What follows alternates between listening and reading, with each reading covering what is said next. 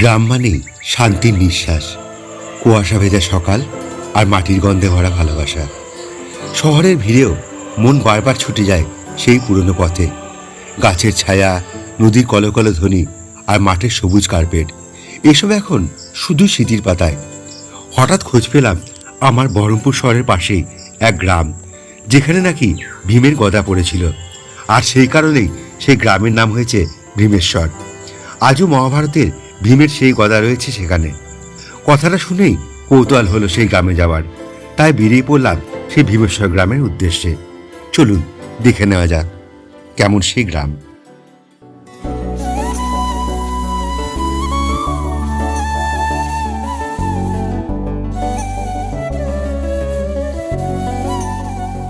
এটি হলো Lalbagh Baharampur bypass road. Ganga নদীর ধার ঘেঁষে এই রাস্তা চলে গিয়েছে লালবাগ হাজারদুয়ারি প্যালেস অব্দি। বাঁদিকে রাধারঘাট, তারপর কুঞ্জঘাট, আর বাঁদিকেই পড়বে খাগড়াঘাট শ্মশান, আর তারপর কুন্তিঘাট, আর তারপরেই আসবে ফরাসডাঙ্গা ফেরিঘাট। আমরা নামবো ফরাসডাঙ্গা ফেরিঘাটে সামনে।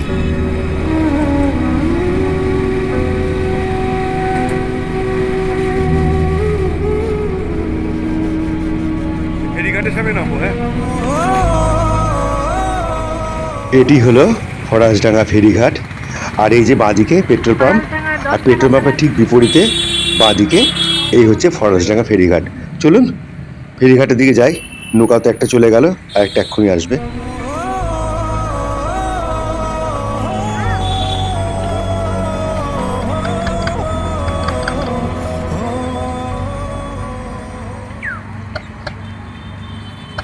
এই যে নৌকা চলে এসছে এখন আমাদের, আর আমরা নৌকা করে ওই পাড়ে যাব। ওই পাড়টাকে বলা হচ্ছে বুন্ধাই পাড়া।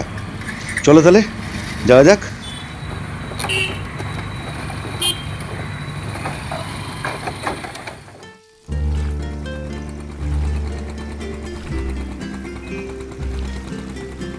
পঁচিশে ডিসেম্বর আজ, আর ঠান্ডা বেশ জাঁকিয়ে পড়েছে, আর গঙ্গা নদীর ওপর হালকা আবছা কুয়াশা। আজ লালবাগ হাজারদুয়ারিতে বিশাল ভিড় টুরিস্টদের। আর এই ভীমেশ্বর গ্রাম দেখতে কোনো টুরিস্ট আসে না, কারণ অনেকেই জানে না এই ঠিকানার কথা। তাই এখনো নির্জন এই জায়গা, লোকচক্ষুর আড়ালে থাকা এক মোহময় স্থান। যারা একটু কোলাহল বা শান্তির ঠিকানায় একবেলা ঘুরতে আসতে চান, তাদের বলবো একবার এখানে আসুন, ভালো লাগবে। আমাদের নৌকা এখন ঘাটের প্রায় কাছে চলে এসছে, নামতে হবে, সঙ্গে থাকুন।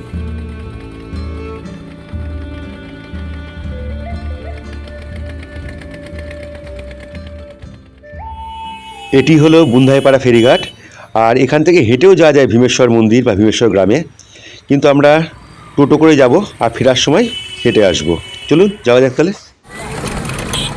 রাস্তা কিন্তু একদম এবড়ো খেবড়ো রাস্তা, মানে পাথর উঠে উঠে আছে। রাস্তার অবস্থা কিন্তু ভালো না, কিন্তু আশেপাশের পরিবেশ কিন্তু দুর্দান্ত। যেতে যেতেই আপনাদের জানিয়ে দিই, যারা দূর থেকে এখানে আসবেন তারা কিভাবে আসবেন। এই ভীমেশ্বর গ্রামের নিকটবর্তী রেলওয়ে স্টেশন হলো নিয়াল্লিশপাড়া হল্ট। কাটোয়া আজিমগঞ্জ লাইনে যে কোনো লোকাল ট্রেনে চেপে নিয়াল্লিশপাড়া স্টেশনে নেমে টোটো করে এখানে চলে আসতে পারবেন। টোটো ভাড়া পড়বে মাথাপিছু 15 থেকে 20 টাকা। আর যদি বহরমপুর শহরে আসতে চান, তাহলে বহরমপুর বাস স্ট্যান্ড থেকে অটো করে চলে আসবেন ফরাসডাঙ্গা ফেরিঘাট। তারপর ঘাট পেরিয়ে আমাদের মতো এভাবে আসতে পারেন।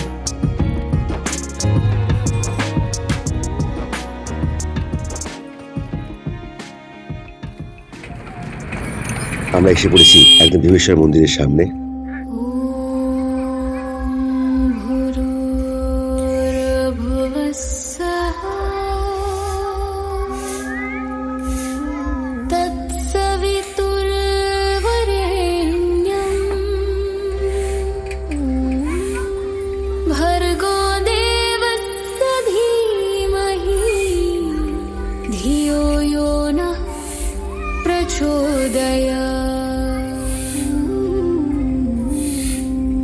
আপনারা যারা গ্রাম ঘুরতে ভালোবাসেন, গ্রামের প্রকৃতিকে উপভোগ করতে চান, যারা একটু নিরিবিলি শান্তির ঠিকানা খুঁজছেন, তাদের জন্য সেরা এই গ্রাম্য পরিবেশের মাঝে এই ভীমেশ্বর মন্দির। গাছপালা ছায় মায়ে ঘেরা এই স্থান, পাখিদের ডাক ছাড়া এখানে অন্য কোনো শব্দ পাওয়া যায় না। আর এই গ্রামের লোক সংখ্যাও খুবই কম। ওই যে দূরে কিছু কিছু বাড়িঘর সেখানেই দেখা যায়। আর আপনাদের জানিয়ে দিই, এই মন্দিরে কিন্তু কোনো ভোগ প্রসাদের ব্যবস্থা নাই এবং এই স্থানের আশেপাশেও কোনো খাবারের দোকান নাই। এতটাই অফবিট এই জায়গা। শোনা যায় এই গ্রামেই নাকি মহাভারতে ভীমের গদা পড়েছিল, তাই এই গ্রামের নাম ভীমেশ্বর। আজও রয়েছে সেই ভীমের গদা, যা মাটিতে অর্ধেক ঢুকে রয়েছে। তখনকার বাংলার নবাব নাকি সেই গদাকে তোলার জন্য অনেক চেষ্টা করেছিল, কিন্তু পারেননি। চলুন আপনাদের দর্শন করিয়ে নিয়ে আসি।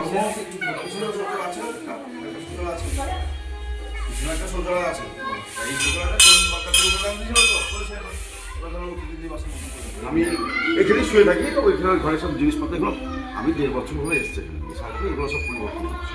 এবার আস্তে আস্তে ধরুন একসঙ্গে তো হবে না, পরিবেশটা অনেক রকম আমি না এখানে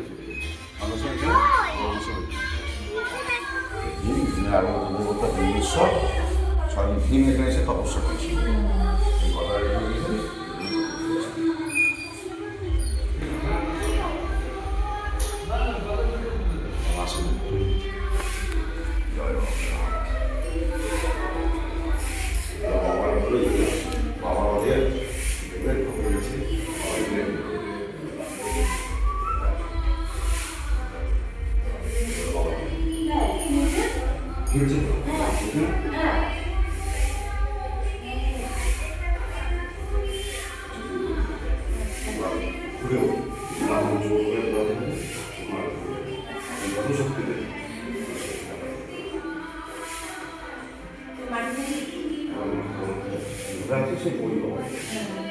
ঘটনা শেষ করে কুরুক্ষেত্র শেষ করে 5 ভাই পঞ্চপাণ্ডব বেরিয়েছিল। ভীম এখানে আপনার তপস্যা করতে গিয়ে গদাটা রেখে চলে যায়।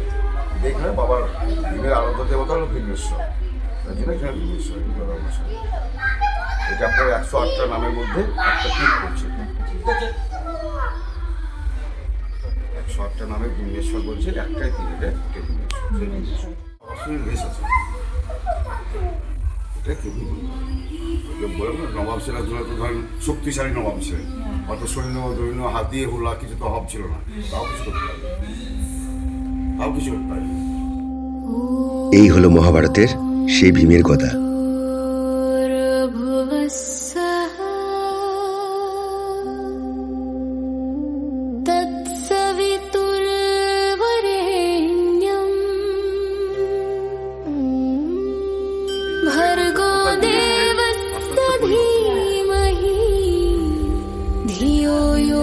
এইটা হলো একটা মায়ের শিলা,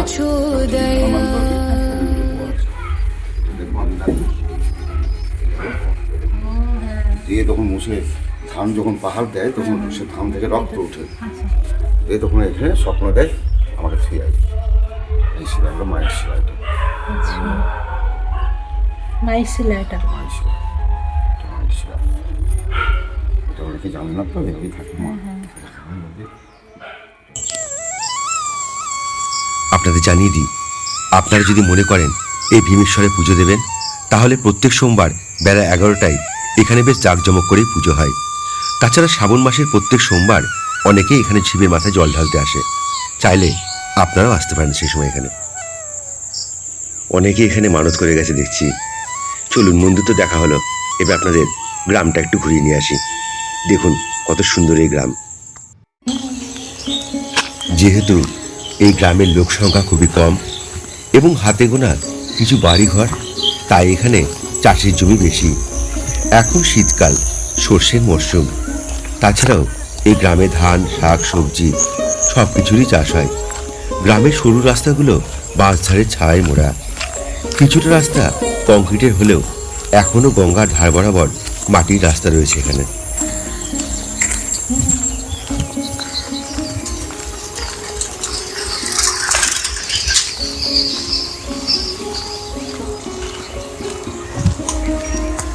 চাষবাস ছাড়াও এই গ্রামের আরেক জীবিকা হলো পশুপালন।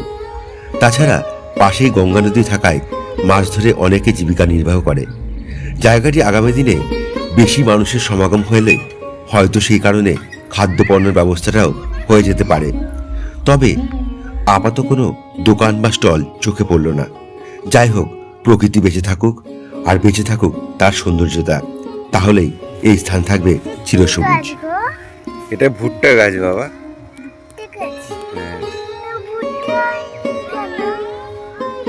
এটা ভুট্টা শুনেছি।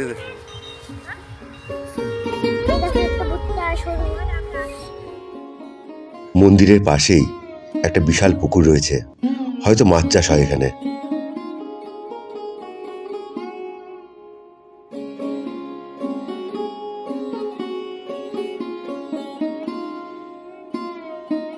এই গাছের তলায় পুকুর পাড়ে বসে অনেকটা সময় কাটিয়ে দেওয়া যায়।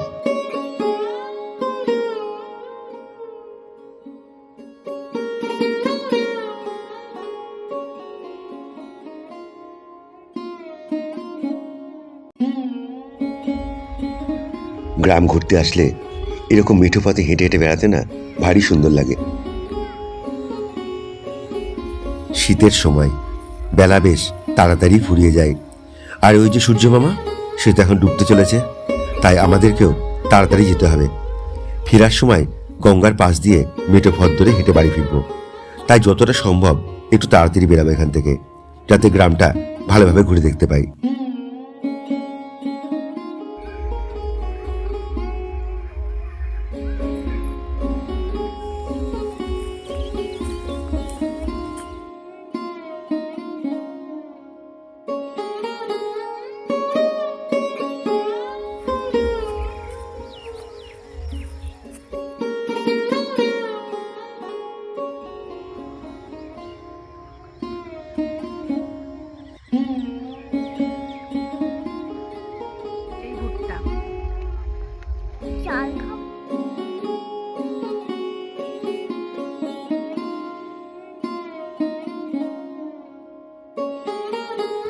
মন্দির চত্বরে কত তুলসী গাছ হয়ে রয়েছে এখানে, আর এখানে দেখুন একটা বেগনি কালারের ধুতুরা ফুল। হাত দিস না, বকবে কিন্তু। মন্দির তো দেখা হলো, এবং মন্দির আশেপাশেও আপনাদের ঘুরে দেখালাম, আর এখন আমাদের গঙ্গার ঘাটের দিকে যাই। চলুন দেখে আসি জায়গাটা কেমন। ওখানে হলো ভীমেশ্বর মন্দির, আর ভীমেশ্বর মন্দিরে এখানে এই যে বট গাছ, আর এই বট গাছের ঠিক এ পাশে রাস্তা, আর এই রাস্তা দিয়ে সামনে দেখুন এই গঙ্গা। মন্দিরের খুব কাছেই হয়েছে এই গঙ্গা, আর এখন তো শীতকাল, এখন জল কম থাকে গঙ্গায়, এই জন্য পাড় এতটা রয়ে গেছে এখানে। খুব শান্তশিষ্ট পরিবেশ কিন্তু এখানে, দেখুন কি দারুণ জায়গাটা না, বাঁশ ঝাড় এই পাশে, আর ও পাশে গঙ্গা।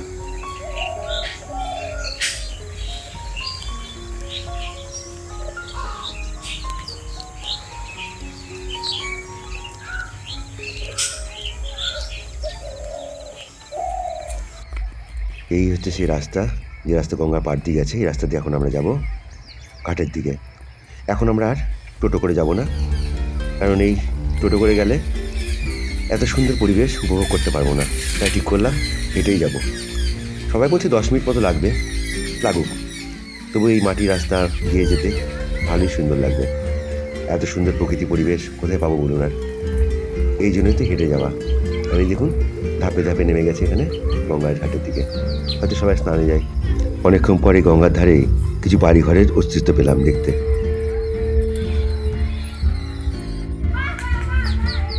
এতক্ষণ তো তাও একটু কংক্রিটের রাস্তা ছিল, কিন্তু এবার একদমই মাটির রাস্তা, আর এই জমির পাশ দিয়েই চলে গেছে এটা সরু রাস্তা একটা, এই রাস্তা দিয়ে আমাদের যেতে হবে। আর প্রকৃতিটা দেখুন কি দারুণ লাগছে, তাই না?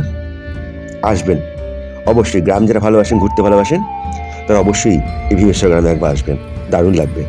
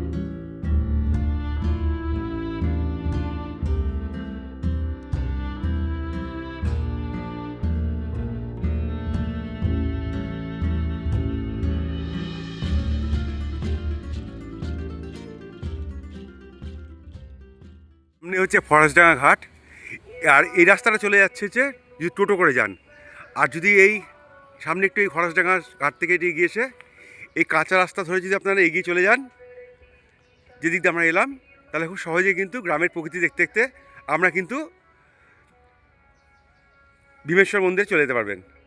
দারুণ লাগবে জায়গাটা কিন্তু, এবং অ্যাডভেঞ্চার লাগবে। 10 মিনিট হাঁটা। হ্যাঁ, 10 মিনিট হাঁটা লাগবে। আবার চলে এলাম আমরা নৌকা ঘাটে, আর এই যে আমাদের নৌকা এক্ষুনি ছেড়ে দেবে এখান থেকে। আর আপনাদের বলি, যারা আপনারা মুর্শিদাবাদ ভ্রমণ আসছেন এই শীতকালে, তারা যদি পারেন, খুব কাছেই কিন্তু মুর্শিদাবাদ, লাল হাজারদুয়ারির কাছেই, তো এই ভীমেশ্বর গ্রাম আপনারা কিন্তু ঘুরে নিতে পারেন।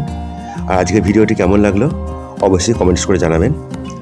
আর ভিডিওটি ভালো লাগলে জানেন কী করতে হয়, লাইক, শেয়ার আর সাবস্ক্রাইব করে আমাদের পাশে থাকবেন। অসংখ্য ধন্যবাদ আপনাদের। টাটা।